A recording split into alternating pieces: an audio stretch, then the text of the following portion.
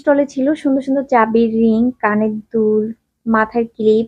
এখানে দেখো বার্গার মাথার ক্লিপ ছিল, তারপরে ডিম পোস্ট, তারপরে সূর্যমুখী, তারপরে স্যান্ডউইচ।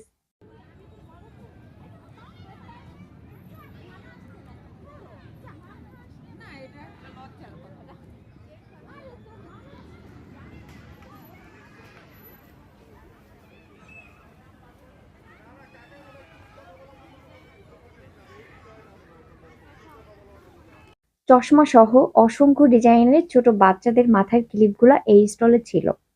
এগুলা ছিল টপ কানের দুল।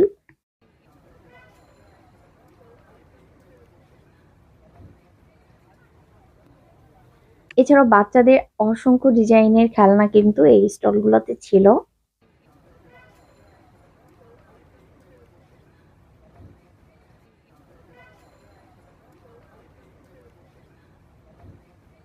আচ্ছা, এটা দেখো, এই পুতুলটাকে দেখে কি মনে হচ্ছে? এটা দেখে কি বোঝার উপায় আছে যে এটা একটা বাঁশি, এটা বাজানো যায়?